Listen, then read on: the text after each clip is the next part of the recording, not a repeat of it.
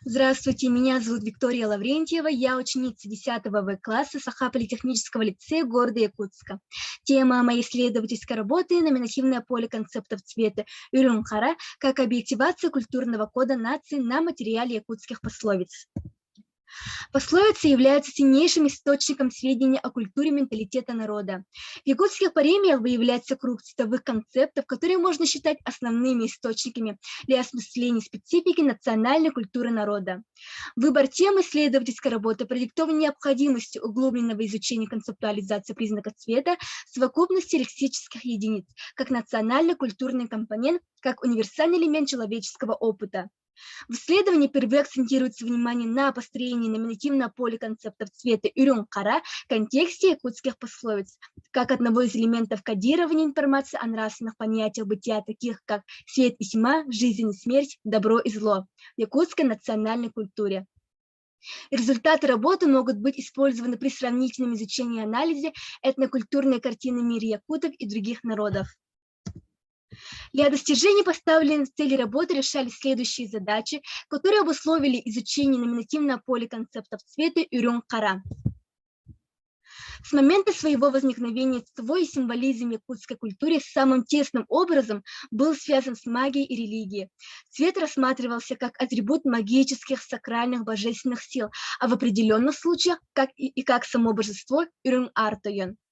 Материал предыдущих исследований показал, что количество цветовых символов в якутских пословицах достаточно ограничено. В основном используются ахроматические цвета, это белый и черный.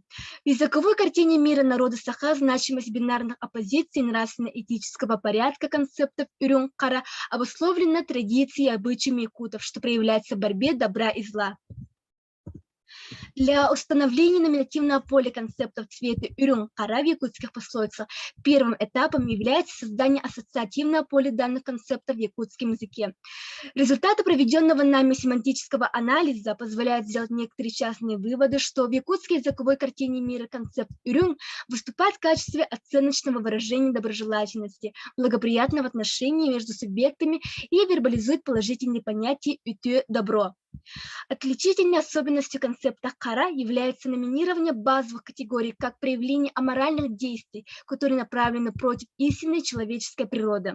Поэтому составные номинативные группы с прилагательными Юрюн имеют положительные коннотации, а прилагательные Хара, как правило, входят в состав номинативных групп, имеющих негативные оттенки значения. В связи с этим в рамках якутских пословиц можно выделить следующие группы номинаций исследуемых концептов.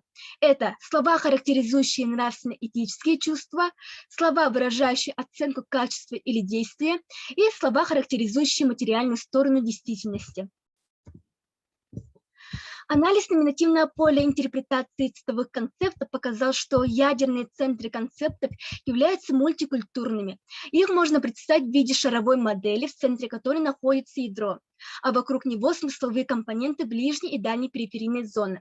Таким образом, мы выявили, что ядром номинативного поля концепта Юрюн следует признать лексему Юрюн, а концепта Хара формирует лексема Хара.